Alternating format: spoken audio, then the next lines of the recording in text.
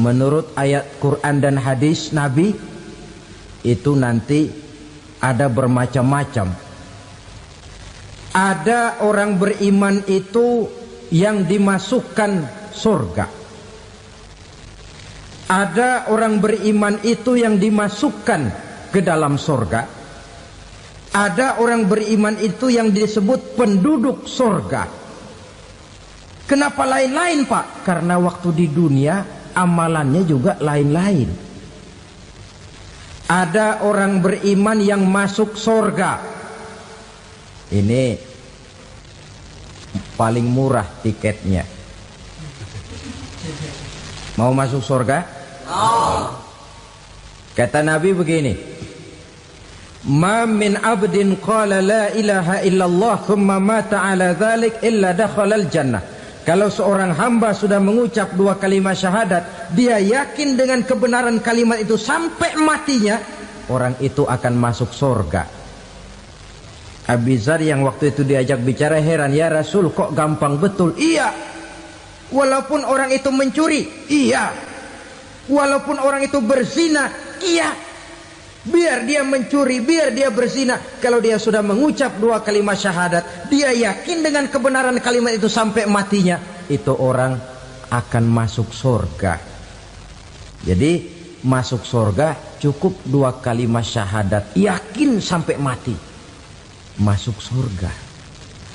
Itu perkara masuk. Tapi kalau pertanyaannya diterusin, masuknya kapan, Pak? Nah, ini lain lagi urusannya. Sebab ada yang masuknya itu langsung, ada yang mampir dulu. Di sana tempat cuma dua, kalau tidak surga, neraka. Mau ke surga tapi mampir dulu, yang mampirnya jelas di neraka. Kenapa? Dalam hadis qudsi ada riwayat, nanti itu di akhirat, setelah Allah selesai mengatur penduduk surga masuk surga, yang neraka masuk neraka, Allah berkata kepada malaikat Malik, malaikat Malik, labaik ya Allah, itu bajingan-bajingan tengik, manusia-manusia durjana yang waktu di dunia tidak mau sujud, jauh dari ulama, gemar melakukan yang munkarat dan maksiat, hidup di tengah masyarakat selalu jadi bibit keonaran, kufur, sudah masuk neraka semua. Sudah ya Allah. Nah, kalau sudah, coba sekarang kamu masuk, Malik. Saya, iya, masuk neraka. Mau apa ya Allah?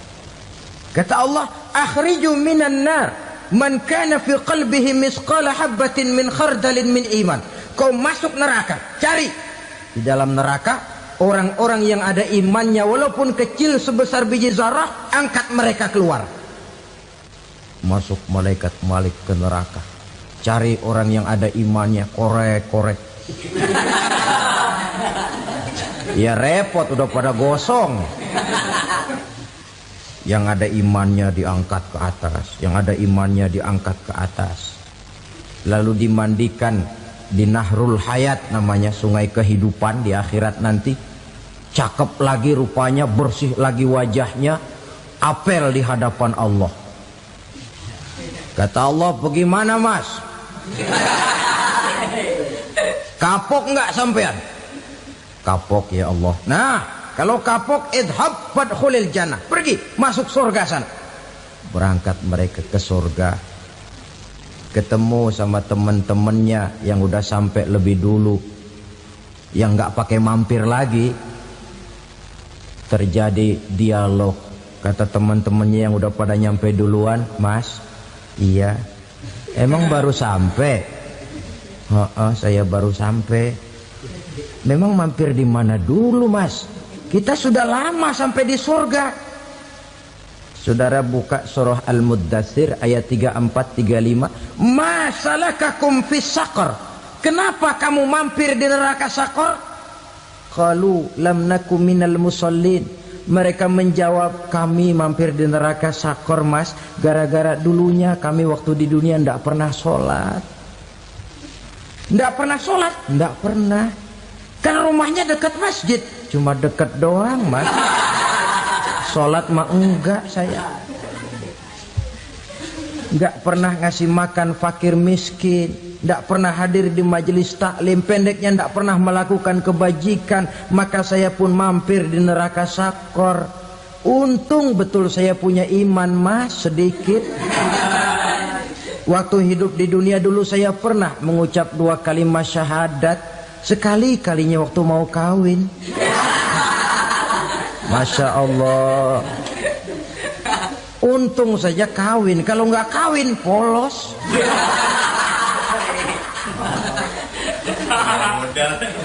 Itu juga pengulu sudah setengah mati ngajarin.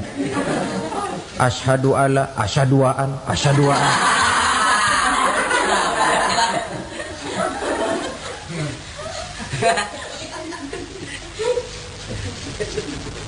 Ini namanya masuk surga, ada mampir dulu. Ada pula orang mukmin itu yang dimasukkan surga. Namanya dimasukkan kan terima beres.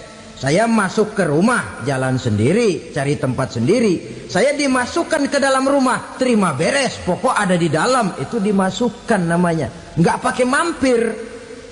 Tapi tentu tiketnya lebih mahal ketimbang yang pertama tadi. Apa kata Allah? Innal ladzina amanu wa 'amilus shalihat la ukaffiranna 'anhum sayyi'atihim wa la udkhilannahum jannah.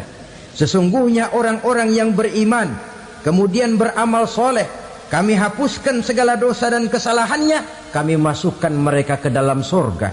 Lihat ayatnya. Allah yang memasukkan, kita yang dimasukkan. Tidak pakai transit, tidak usah mampir. Cuma tidak cukup syahadat, tidak cukup amanu, tapi diiringi dengan wa'amilus salih. Iman, amal.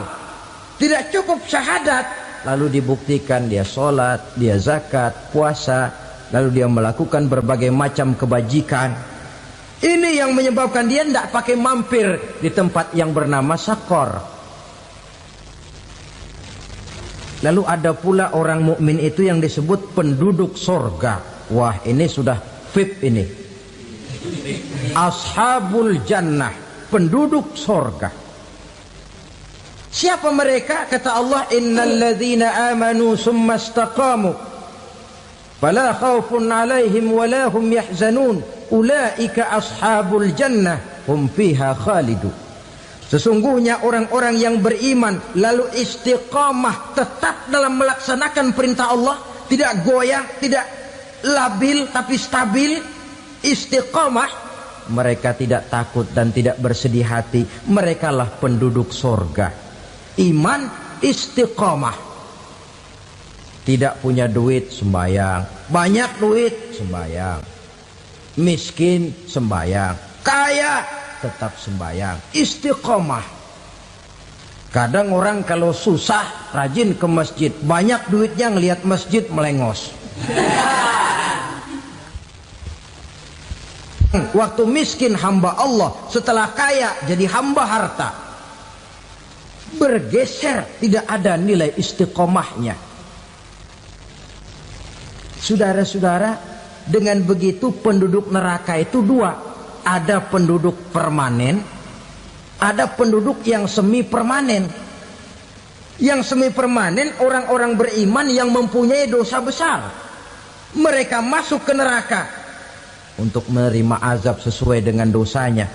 Bila selesai masa azab itu, mereka akan diangkat untuk ditempatkan kembali ke dalam surganya Allah Subhanahu wa ta'ala. Nah, dikala itulah saudara-saudara, ada yang disebut syafaat dari Rasulullah Sallallahu Alaihi Wasallam. Tapi tentu jangan lupa syafaat ini ibarat kain menambal dia. Kita punya kain bolong-bolong sedikit, syafaat yang menambal. Solat kita ada kurang dikit, sedekah kita ada campur riak dikit, amalan kita ada tidak karena Allah dikit. Kita berharap syafaat.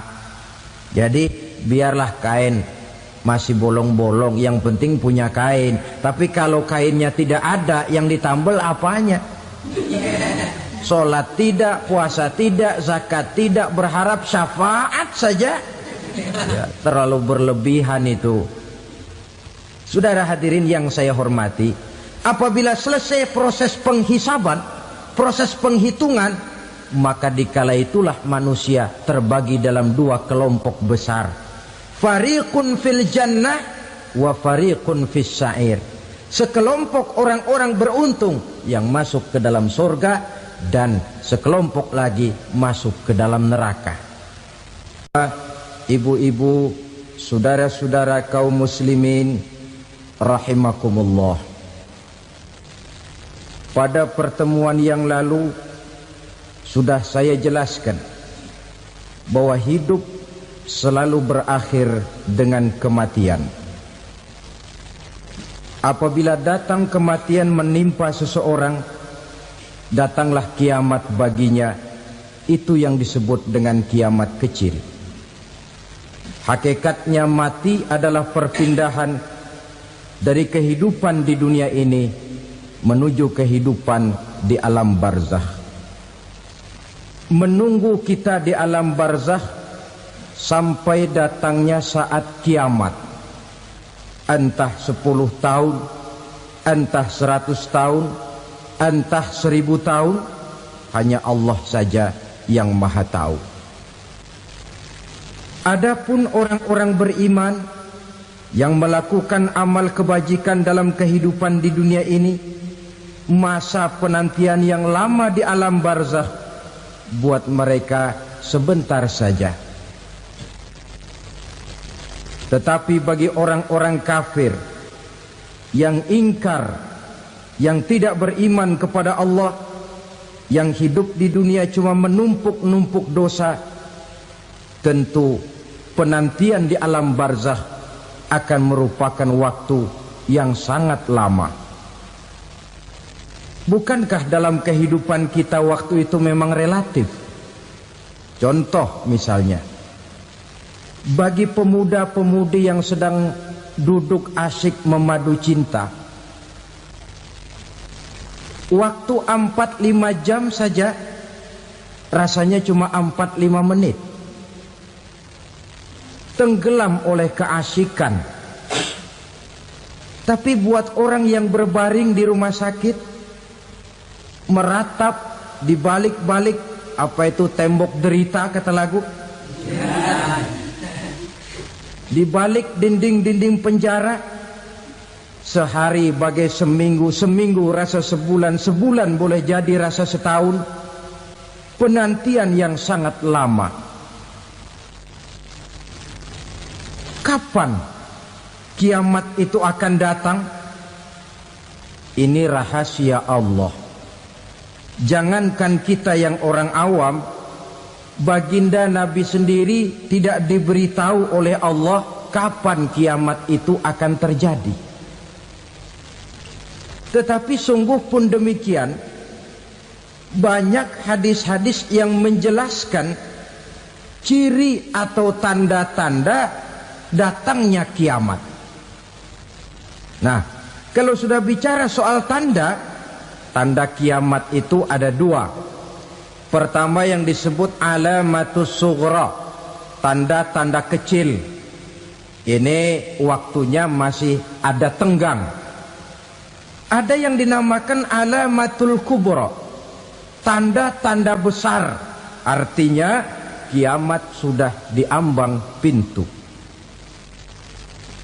Apa tanda-tanda kecil dari datangnya hari kiamat itu? Misalnya kata Nabi, apabila ilmu sudah diangkat oleh Allah. Artinya apabila ulama sudah banyak wafat, minat orang belajar agama berkurang, lalu kebodohan nampak merajalela di mana-mana, zina dikerjakan secara terbuka, minuman-minuman keras jadi kebanggaan, itu termasuk di antara tanda-tanda kecil terjadinya hari kiamat. Apalagi misalnya iza waladatil ammatu rabbataha, apabila budak sudah melahirkan tuan. Apa maksudnya? Ada yang mentafsirkan apabila anak sudah bisa membudaki orang tuanya. Orang tua yang melahirkan dia, yang membesarkan dia, demi setelah si anak besar jadi orang berpangkat, bertitel, berharta, berkedudukan, jadilah orang tua itu budaknya. Sehingga sering dibilang kalau orang tua kaya, anak jadi raja. Tapi kalau anak yang kaya, orang tua sering jadi budak. Apalagi munculnya fitnah yang bergelombang, timbul perang antara dua bangsa yang besar, waktu berjalan terasa sangat pendek sekali. Itu merupakan tanda di antara tanda-tanda kiamat. Termasuk di dalamnya sulit membedakan mana laki, mana perempuan. Kan kalau tanda-tanda kayak begini sekarang sudah banyak kita lihat kan. Ulama banyak wafat, penggantinya sulit. Zina dikerjakan berterang-terangan, minuman keras jadi kebanggaan, banyak anak membudaki orang tuanya, sulit membedakan mana laki mana perempuan. Kadang-kadang dari belakang kita lihat perempuan bener, begitu kita colek nengok jenggotan.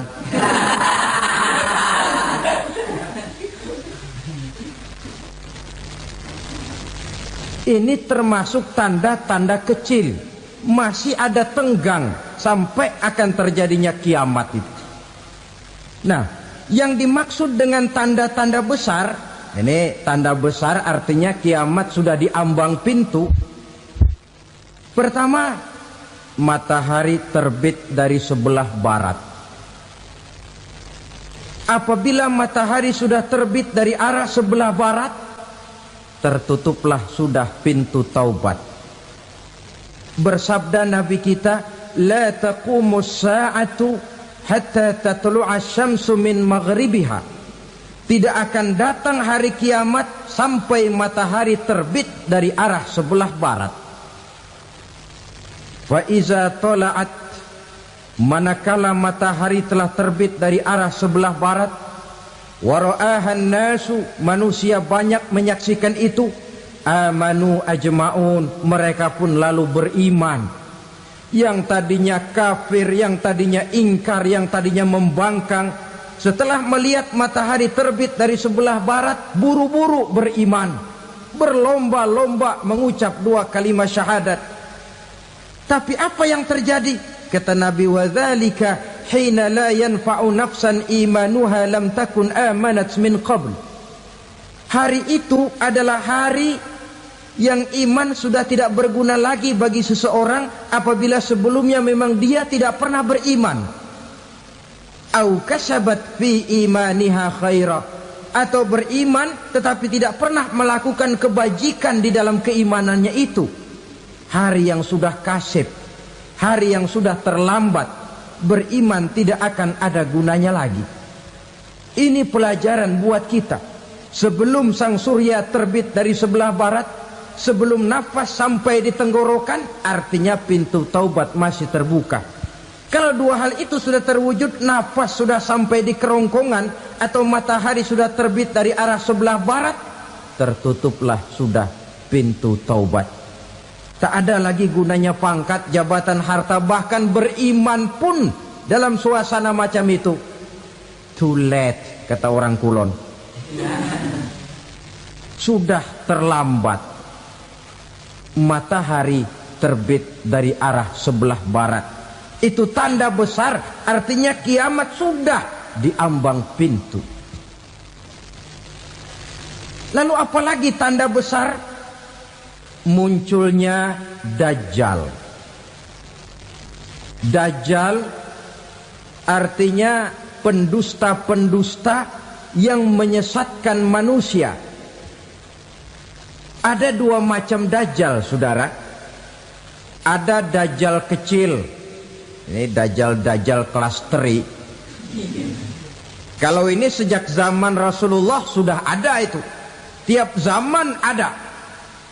Di zaman Rasulullah misalnya ada yang bernama Aswad al-Unsi dari Yaman. Ada yang namanya Musailamah Al-Kazzab dari Yamamah. Ada yang namanya Ibnu Sayyad dari Madinah. Ini dajjal-dajjal di zaman Rasul. Musailamatul Kazzab memproklamirkan diri jadi nabi dia. Di zaman Rasul masih hidup.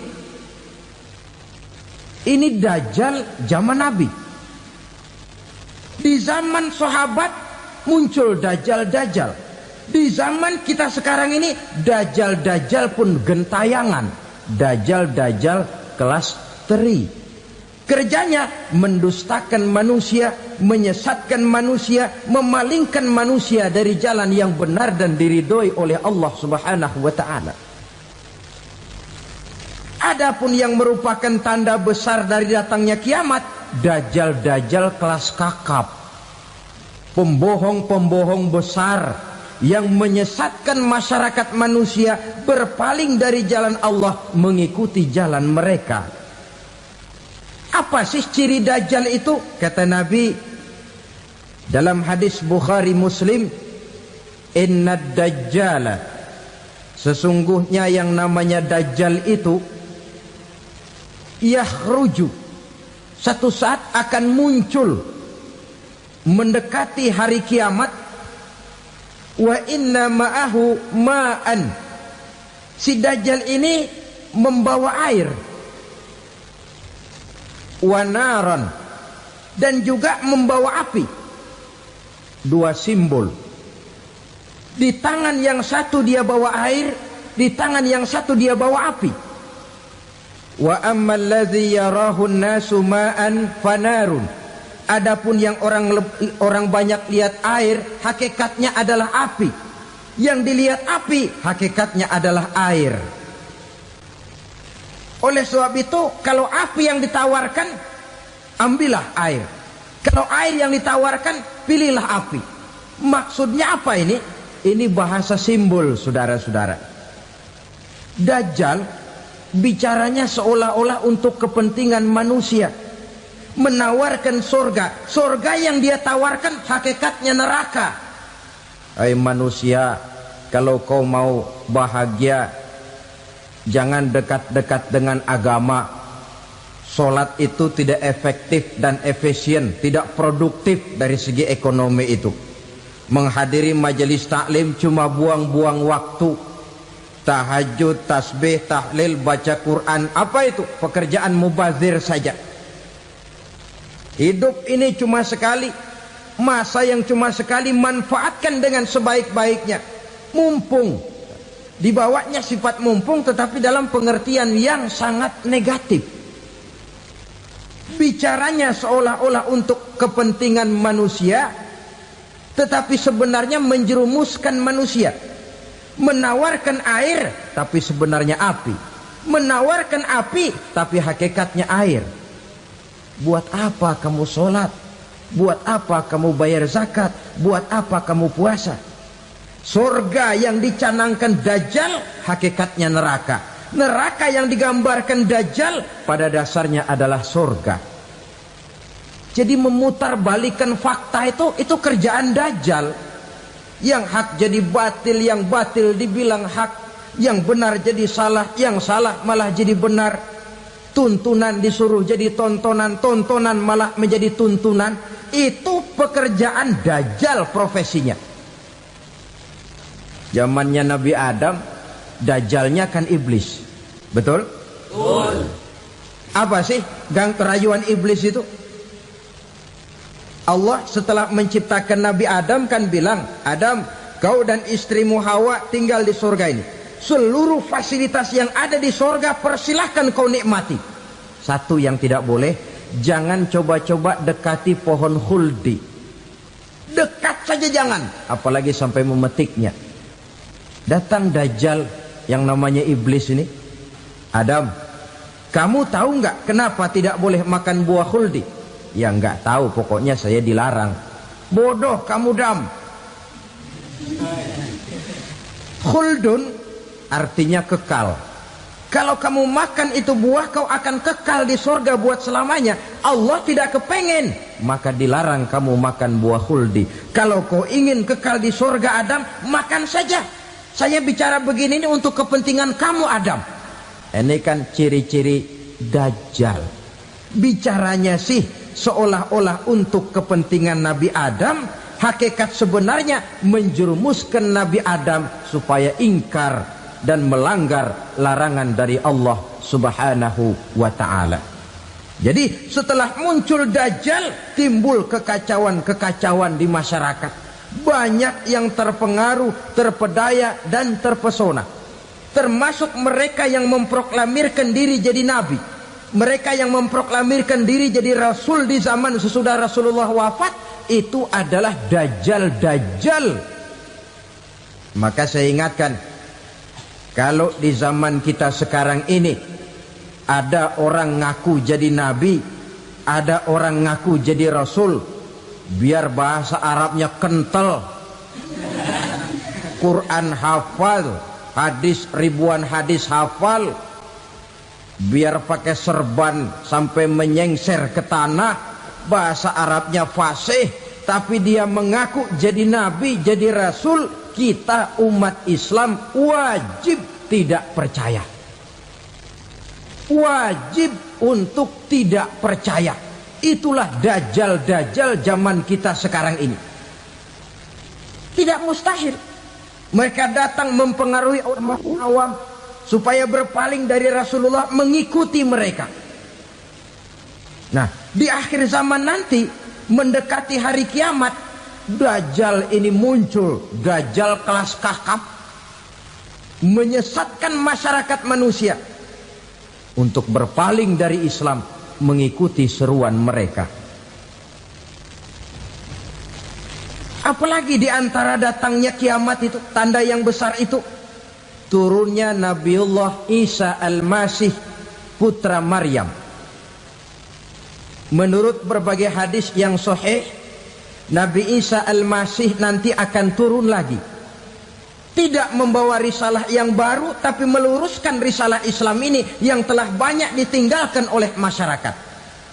Bahkan ada hadis menjelaskan beliau akan membunuh Nabi, mematahkan kayu-kayu salib, lalu melaksanakan haji dan umrah mengikuti syariat Nabi Muhammad, bukan membawa agama baru.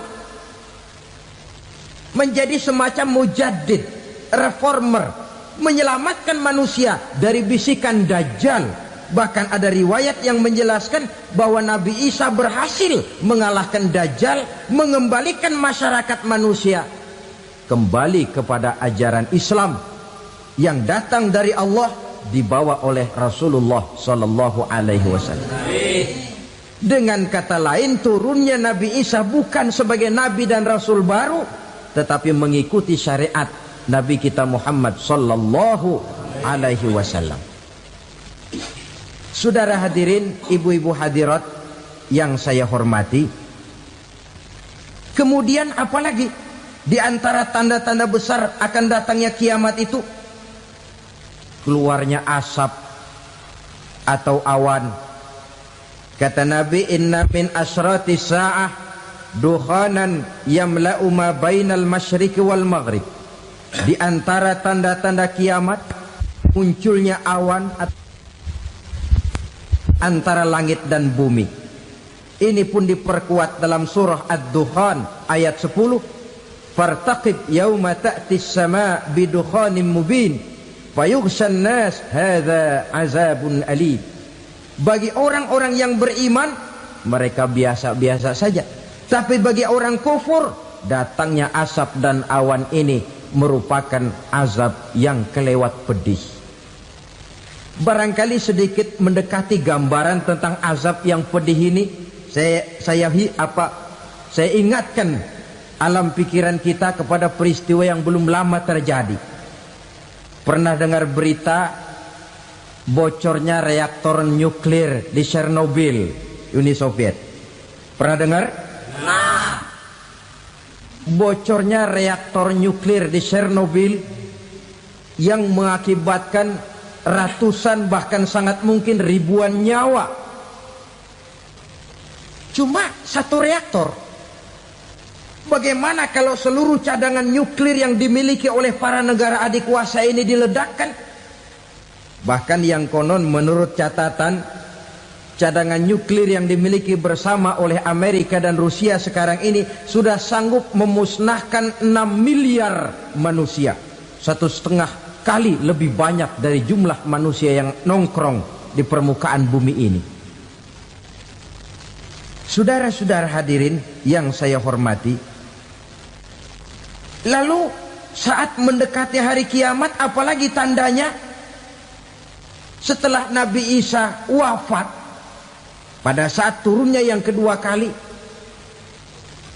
lalu Allah meniupkan angin sejuk. Semua orang-orang beriman, orang-orang baik wafat, sehingga penghuni bumi ini cuma tinggal lagi terdiri dari orang-orang kafir. Tidak ada lagi di bumi ini yang bisa mengucapkan Allah. Sehingga dalam hadis qudsi itu ada keterangan, innallaha azza wa jalla yaqulu li Israfil.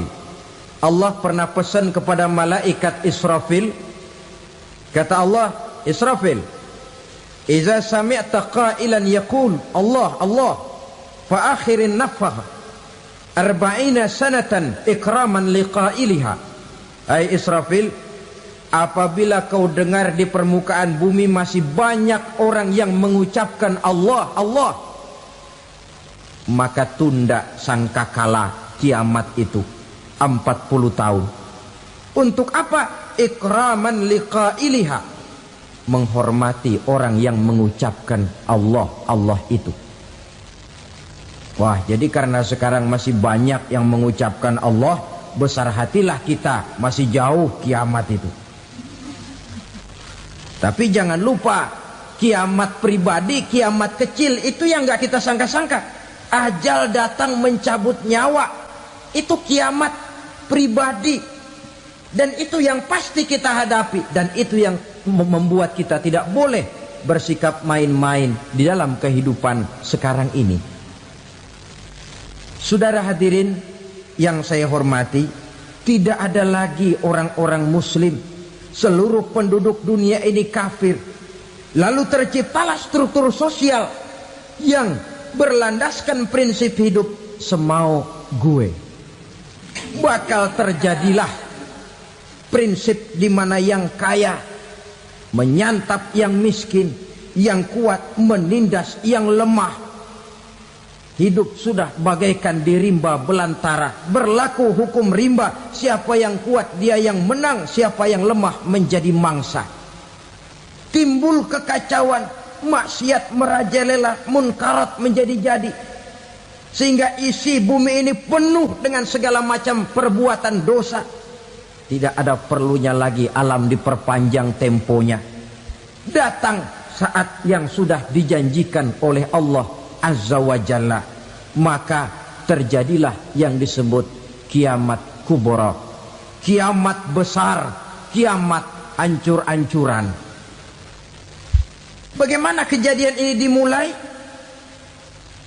Dalam surah Az-Zumar ayat 68, Allah Subhanahu wa taala berfirman, wa nufikha fis-suri fasa'iqa man fis samawati wa man fil ardi illa man sya'allahu. Maka manakala ditiuplah sangkakala, terkejutlah seluruh yang ada di langit dan seluruh yang ada di bumi. Bila saat kiamat datang, Allah perintah malaikat Israfil, Israfil, tiup sangkakalamu. Ditiuplah sangkakala oleh malaikat Israfil. Yang akibat daripada tiupan itu, seluruh yang ada di langit, seluruh yang ada di permukaan bumi terkejut. Yang ada di langit siapa? Malaikat kan. Bayangin aja kalau malaikat kaget, apalagi kita. Terkejut seluruh makhluk yang ada di bumi, yang ada di langit mendengar suara sangkakala itu. Bunyinya tidak sanggup kita bayangkan dahsyatnya. Ledakan nuklir, ledakan neutron, belum apa-apa ketimbang bunyi sangkakala malaikat Israfil ini. Nah, lalu mendengar bunyi sangkakala ini, gemparlah makhluk, kacaulah alam. Bumi gempa, planet-planet bertabrakan, gunung meletus, air laut tumpah ke darat, angin topan bertiup, halilintar menyambar. Lalu semua yang bernama hidup mati total. Mati bareng tanpa persiapan. La haula wala quwata illa billah. Saya kadang-kadang dalam tafakur bermohon, ya Allah, mudah-mudahan saya enggak nemuin kiamat beneran. Ngeri. Tidak bisa kita bayangkan macam apa suasana seperti itu. Allah saja banyak memberikan gambaran, misalnya Al-Qari'ah, wa mal qari'ah, wa ma adraka mal qari'ah. Kejadian yang menggemparkan. Tahukah kamu apa kejadian yang menggemparkan itu? Yauma yakunun nasu kal farasil mabsus wa takunul jibalu kal ihnil manfus. Pada saat itu manusia berterbangan bagai kupu-kupu, gunung berterbangan seperti kapas ditiup angin. Gunung saja macam kapas, konon lagi manusia. Kematian total, mulai semut sampai gajah mati, jin mati, iblis mati, malaikat mati. Malaikat saja mati. Saudara hadirin yang saya hormati, kematian total yang tanpa persiapan. Orang bilang, Pak, kalau mati bareng begitu yang repot malaikat maut dong ya. Cabut sana, cabut sini. Itu kalau menurut logika kita, mestinya begitu menurut logika. Tapi logika juga yang nggak perlu serepot itu.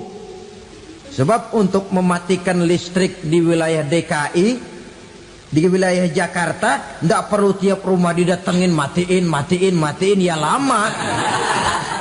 Cukup dari kantor pusatnya saja PLN tekan satu tombol, gelaplah seluruh Jakarta. Saudara hadirin yang saya hormati, kematian total. Lalu setelah kematian total, planet-planet juga mati, dalam arti tidak bergerak dan beredar. Angin mati, dalam arti tidak bertiup.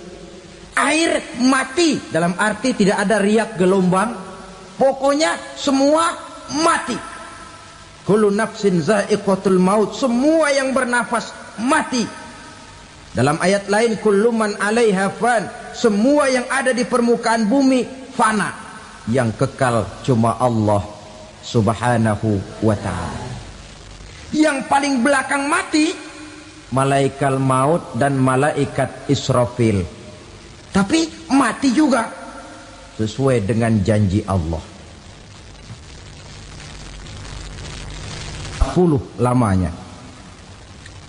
Tidak dijelaskan oleh Abi Hurairah 40 jam, apa 40 hari, apa 40 tahun. Hadis-hadis cuma menyebutkan 40 saja. Sunyi alam, yang tinggal cuma Allah saja lagi. Ketika itu Allah berseru-seru, katanya, limanil mulkul yauma. Siapa para penguasa hari ini? Mana itu raja-raja dan penguasa yang dulu mengaku jadi Tuhan? Fir'aun. Mana Fir'aun sekarang? Yang dulu jadi raja, merasa berhasil, sombong, lalu tidak mau turun-turun dari kekuasaannya, sampai kepada puncak kekurang ajarannya mengangkat diri jadi Tuhan. Mana itu Fir'aun? Namrus. Mana sekarang Namrus? La ilaha illa ana.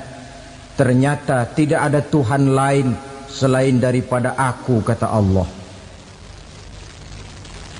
Proses kemudian, saudara-saudara, turunlah hujan dari langit.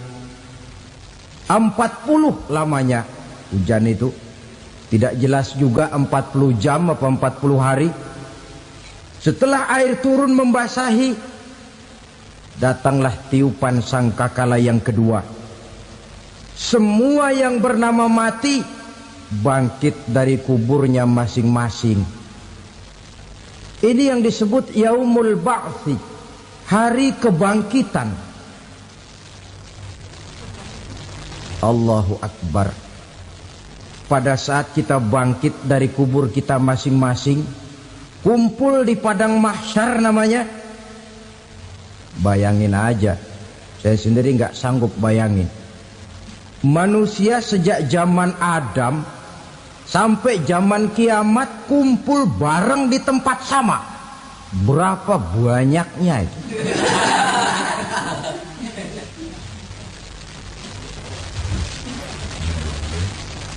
Dan yang luar biasa menurut satu riwayat, pada saat bangkit itu, Masya Allah, roman muka kita berubah,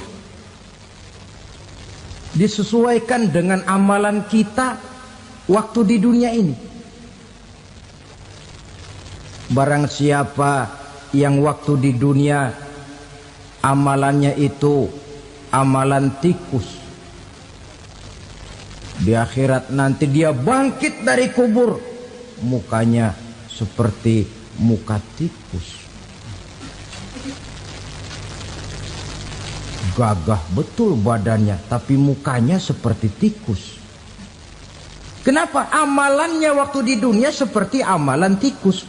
Apa amalan tikus itu? Suka ngegeragoti barang yang sudah disimpan rapi-rapi. Orang sudah simpan uang rapi-rapi, simpan perhiasan rapi-rapi, digeragoti oleh tikus. Maling-maling, pencoleng-pencoleng, koruptor-koruptor. Itu nanti di akhirat nanti kita lihat mukanya seperti muka tikus. Oh ini waktu di dunia suka nyolong, hanya seperti muka tikus. Barang siapa yang waktu di dunia ini amalannya itu amalan macan, dia akan bangkit nanti mukanya seperti muka macan. Apa amalan macan? Macan itu amalannya menang-menangan. Orang yang mau menang saja nggak mau mengalah. Coba lihat di hutan, kenal hutan nggak? Di hutan, raja hutan di mana-mana pasti macan. Betul kan? Betul. Padahal hutan belum pernah bikin pemilihan umum. Tapi macan tidak peduli ada pemilihan umum apa tidak, pokok saya raja. Sebab apa? Macan jadi raja itu bukan karena benar, tapi karena kuat jadi raja. Setelah dia jadi raja, rakyat hutan yang mesti dilindungi malah dimakan oleh raja macan. Kambing rakyat hutan dimakan oleh macan. Ayam rakyat hutan dimakan oleh macan. Itu nanti kita lihat di akhirat itu mukanya seperti muka macan, gagah betul. Lalu barang siapa yang di dunia ini amalannya itu seperti amalan anjing, nanti dia punya muka seperti muka anjing. Apa amalan anjing? Pertama, anjing itu kalau disuruh jaga rumah, dia tidak bisa membedakan mana maling, mana tamu. Biar yang datang maling, kalau bawa tulang, anjing kalem. Yang kedua, anjing itu akan setia kepada siapa saja yang memberinya roti. Siapa yang memberinya roti, itulah majikannya. Apa kata majikannya pasti dia laksanakan. Soal benar atau salah dia tidak peduli. Setelah anjing dapat roti, dia tidak punya pilihan lain kecuali bilang, abdi mah kumaha juragan wae ayeuna mah.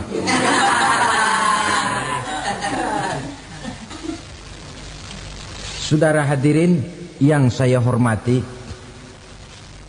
berkumpul di padang mahsyar, tiap orang sibuk dengan persoalannya masing-masing. Matahari waktu itu didekatkan oleh Allah. Panas luar biasa. Ada yang saking panasnya itu mencucurkan peluh keringat sampai sebatas mata kakinya. Ada yang keringatnya sampai sedengkulnya. Ada yang keringatnya sampai sepusatnya. Ada yang keringatnya mengalir sampai sebahunya. Ada yang kelelap oleh keringatnya sendiri, sementara orang di sampingnya nggak apa-apa. Bergantung lagi amalan dia waktu di dunia ini. Saudara-saudara, sebagian orang dalam kepanikan padang mahsyar berombong-rombong datang mereka menghadap Nabi Adam. Ya Adam, anta abal bashar. Hai Adam, Tuhan adalah bapak moyang manusia. Kami sebentar lagi akan disidang, dimintakan pertanggungan jawab. Tolonglah kami, hai Adam. Kata Nabi Adam, jangankan nolongin sampean, saya sendiri tanggung jawab di hadapan Allah ketika dulu tidak boleh makan khuldi, saya serobot. Sudahlah, urus diri masing-masing saja, nafsi. Begitu kata Nabi Nuh, begitu kata Nabi Ibrahim. Tiap orang bertanggung jawab sendiri-sendiri. Ketika itulah saudara-saudara, nikmatnya menjadi umat Nabi besar Muhammad sallallahu alaihi wasallam. Sebab apa? Walaupun menurut abjad kita ini umat paling belakang, paling belakang kita ini toh, karena Nabi Muhammad adalah Nabi akhir. Tapi akan dihisap lebih dulu, lewat di atas sirat lebih dulu, masuk surga lebih dahulu ketimbang umat-umat belakangan. Ketika Rasul mendekati ajal, beliau tanyakan itu kepada malaikat Jibril. Malaikat Jibril berkata, Muhammad jangan khawatir, Allah sudah berjanji, inni haramtul jannata ala sairil anbiya hatta tadkhulaha anta, wa haramtuha ala sairil umami hatta tadkhulaha ummatuka. Surga aku haramkan buat seluruh nabi kecuali kalau engkau Muhammad sudah masuk ke dalamnya, dan surga aku haramkan buat seluruh umat kecuali kalau umatmu Muhammad sudah masuk ke dalamnya. Logikanya, walaupun menurut abjad kita umat paling belakang, bakal dihisap paling dulu, lewat di atas sirat paling dulu, masuk surga paling dulu, kalau mampir ke neraka juga paling dulu. Ya resiko. Jangan mau enaknya aja paling dulu. Saudara hadirin yang saya hormati,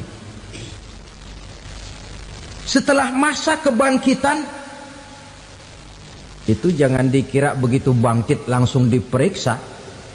Masih menunggu menanti ribuan tahun perhitungan padang mahsyar untuk sampai kepada proses yang disebut yaumul hisab, hari perhitungan.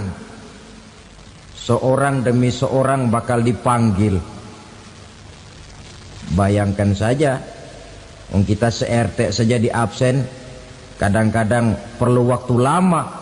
Ini manusia sejak zaman Nabi Adam sampai datang hari kiamat, satu demi satu disidang di hadapan Qadhi Rabbul Jalil. Status sosial copot sudah waktu itu. Yang pernah jadi hartawan di situ tidak lagi kelihatan kehartawanannya. Yang pernah jadi jenderal tidak lagi dipanggil jenderalnya. Yang ustadz tidak lagi dipanggil al-mukarramnya. Seluruh status sosial selesai. Dipanggillah kita seorang demi seorang menghadap Qadhi Rabbul Jalil. Bagaimana proses penghisaban itu? Pertama, proses tanya jawab. Di antaranya ada hadis menyatakan, lan tazula qadama 'abdin yaumal qiyamah hatta yus'ala an arba'i khisalin. Besok di hari kiamat tidak akan bergeser telapak kaki seorang hamba sampai dia ditanya lebih dulu tentang 4 persoalan. Tentang ilmunya. Kemana ilmu itu diamalkan? Tentang umurnya. Di mana umur itu dihabiskan? Tentang masa mudanya. Kemana masa muda itu dipakai? tentang hartanya, dari mana harta itu didapat dan kemana harta itu dibelanjakan. Ini termasuk proses tanya jawab. Jadi kalau istilah pengadilan dunia, nama Fulan bin Fulan.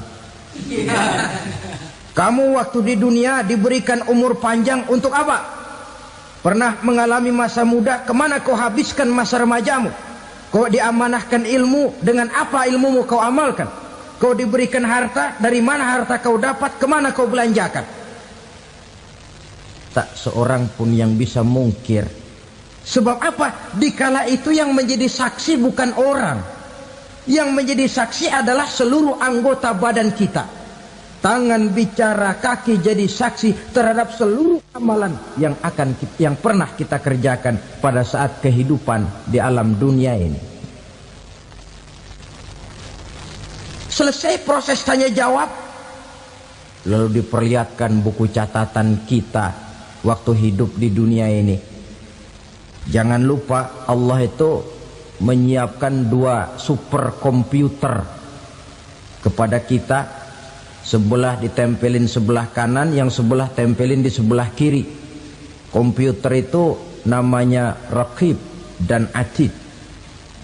2 malaikat yang apabila baik kita lakukan, refleks saja akan menulis kebajikan kita. Jahat kita kerjakan, akan tertulis. Catatan itu nanti diperlihatkan kepada kita. Waduh, alangkah malunya pada saat diperlihatkan catatan kita, buku rapot kita merah melulu. Barangkali diperiksa sambil diomelin, brengsek lo. Buku merah melulu begini, bagaimana waktu hidup di dunia? Tidak cukup diperlihatkan buku catatan kehidupan, rekaman kehidupan. Rekaman kehidupan kita secara utuh sejak terlahir sampai ajal datang merenggut nyawa. Barangkali mirip dengan video sekarang ini, di mana terekam dengan baik seluruh kegiatan kita, sejak yang sekecil-kecilnya sampai kepada yang sebesar-besarnya. Untuk kemudian kita pun menerima balasan. In khairan fa khairun wa in syarran fa syarrun. Kalau baik ya baik balasannya, kalau jahat ya jahat juga balasannya. Catatan-catatan kita diberikan. Kalau banyak kebajikannya diberikan di tangan kanan dengan cara yang halus. Kalau banyak kejahatannya diberikan dari sebelah kiri atau dilempar dari belakang. Itulah sebabnya sejak di dunia ini kita sudah mohon kepada Allah. Ketika berwudu membasuh tangan kanan, apa kita bilang? Allahumma a'tini kitabi biyamini wa hasibni hisaban yasira. Ya Allah, berikan saya kitab di tangan kanan, dan kalau saya memang perlu dihisap, hisaplah saya yang seringan-ringannya. Tangan kiri berlindung kita kepada Allah, jangan sampai diberikan kitab di tangan kiri atau dari arah sebelah belakang. Wa a'udzubika an tu'tiya kitabi bishimali aw min wara'i zuhri, dari arah sebelah belakang. Na'udzubillah min dzalik. Setelah selesai lewat proses penghisaban, lewat mizan, timbangan, maka yang sudah selesai dihisab itu bergeraklah menuju sirat, jembatan yang terbentang menuju surga melalui neraka. Saudara-saudara, panjangnya perjalanan sirat itu memakan waktu ratusan tahun. Tetapi orang yang lewat di atas sirat pun macam-macam, bergantung amalannya ketika di dunia ini. Ada yang lewat di atas sirat itu kal barqil khatib, seperti kilat yang menyambar, lep, sudah sampai dia di surga. Cepat bukan main. Ada yang lewat di atas sirat itu seperti orang lari-lari. Ada yang lewat di atas sirat itu seperti orang jalan biasa. Ada yang sambil merangkak, ada yang sambil ngesor, ada yang sambil gelayutan, ada yang selamat sampai ke ujung ke surga, ada yang tergelincir jatuh masuk ke dalam neraka, bergantung amalannya dalam kehidupan di dunia sekarang ini. Tiap kita akan melewati yang namanya sirat ini. Saudara-saudara kaum muslimin yang saya hormati, dengan demikian mereka yang selamat melalui sirat sampai ke terminal akhir surga, mereka yang ketika dihisab ternyata banyak kejahatannya daripada kebaikannya, mereka singgah di dalam neraka. Nah, adapun orang-orang yang beriman menurut ayat Quran dan hadis Nabi itu nanti ada bermacam-macam. Ada orang beriman itu yang dimasukkan surga. Ada orang beriman itu yang dimasukkan ke dalam surga. Ada orang beriman itu yang disebut penduduk surga. Kenapa lain-lain, Pak? Karena waktu di dunia amalannya juga lain-lain. Ada orang beriman yang masuk surga. Ini paling murah tiketnya. Mau masuk surga?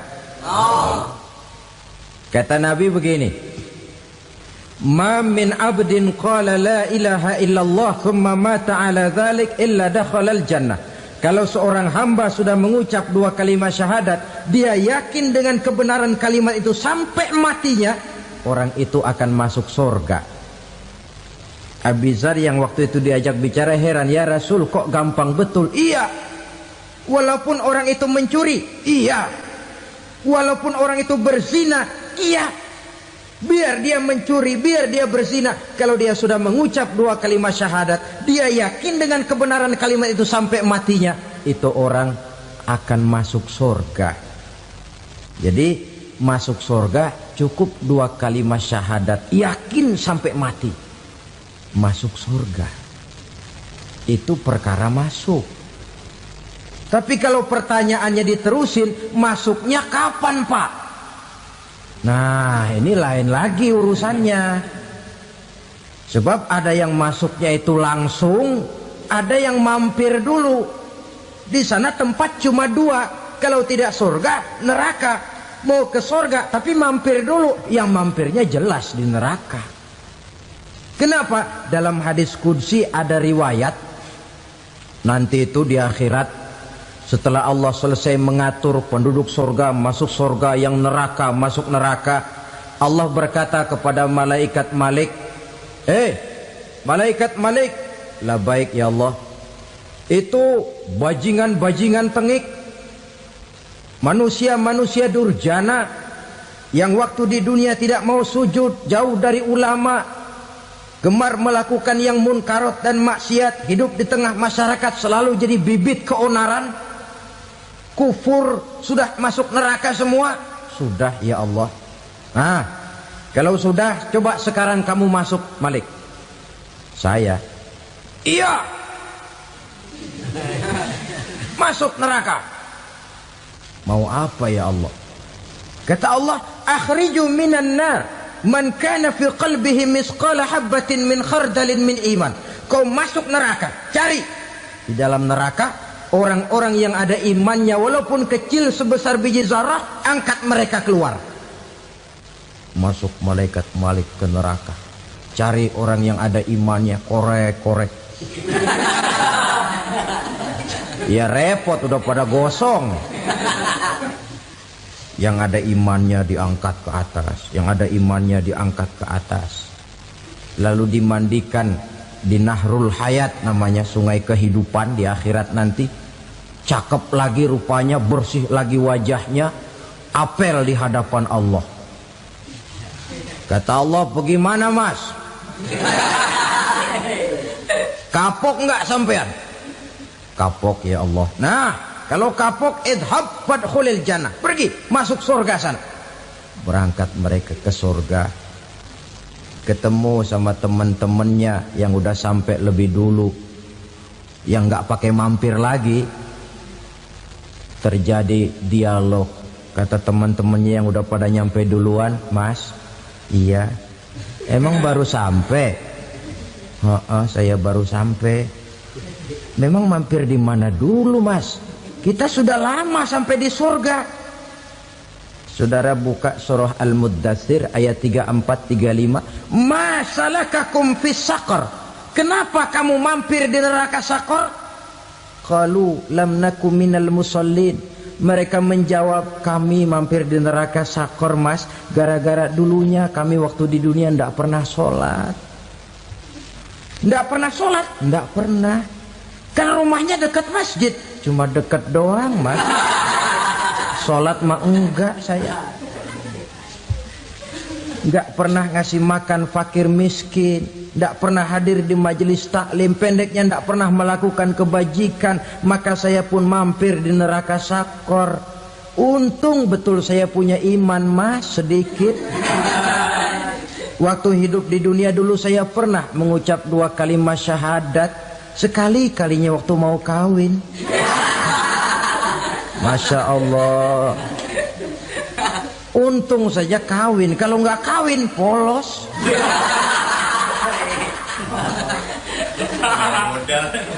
Itu juga pengulu sudah setengah mati ngajarin. Asyhadu alla, asyhadu an, asyhadu an.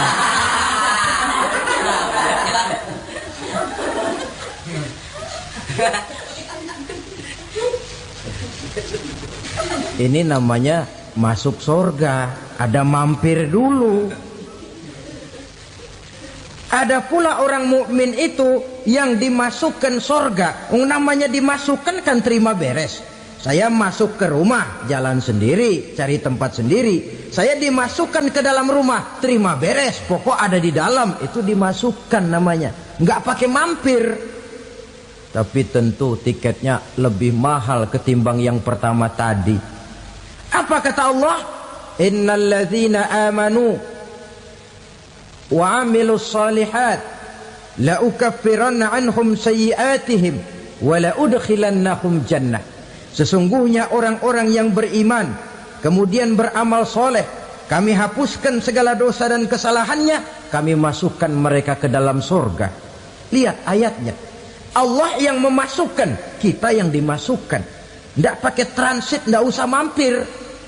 Cuma tidak cukup syahadat, tidak cukup amanu, tapi diiringi dengan wa'amilus salih. Iman, amal. Tidak cukup syahadat, lalu dibuktikan dia sholat, dia zakat, puasa, lalu dia melakukan berbagai macam kebajikan. Ini yang menyebabkan dia tidak pakai mampir di tempat yang bernama Saqar. Lalu ada pula orang mukmin itu yang disebut penduduk surga. Wah, ini sudah VIP ini. Ashabul jannah, penduduk surga.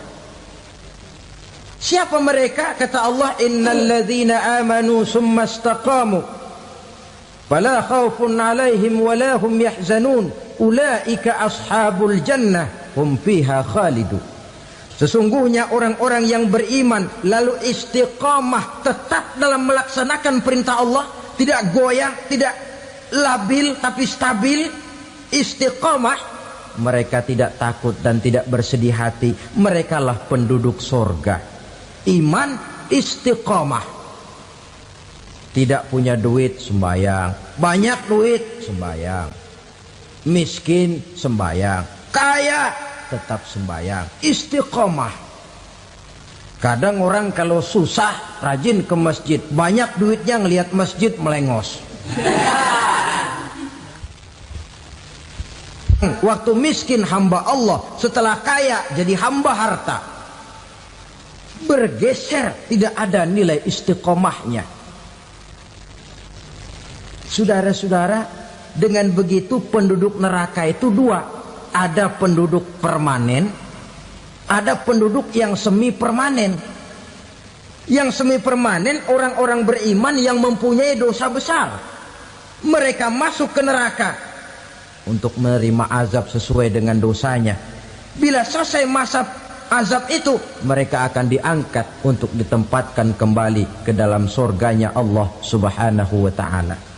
Nah, dikala itulah saudara-saudara, ada yang disebut syafaat dari Rasulullah Sallallahu Alaihi Wasallam. Tapi tentu jangan lupa, syafaat ini ibarat kain menambal dia. Kita punya kain bolong-bolong sedikit, syafaat yang menambal. Solat kita ada kurang dikit, sedekah kita ada campur riak dikit, amalan kita ada tidak karena Allah dikit, kita berharap syafaat. Jadi biarlah kain masih bolong-bolong, yang penting punya kain. Tapi kalau kainnya tidak ada, yang ditambal apanya? Sholat tidak, puasa tidak, zakat tidak, berharap syafaat saja. Ya, terlalu berlebihan itu. Saudara hadirin yang saya hormati, apabila selesai proses penghisaban, proses penghitungan, maka dikala itulah manusia terbagi dalam dua kelompok besar. Fariqun fil jannah wa fariqun fis sa'ir. Sekelompok orang-orang beruntung yang masuk ke dalam surga, dan sekelompok lagi masuk ke dalam neraka.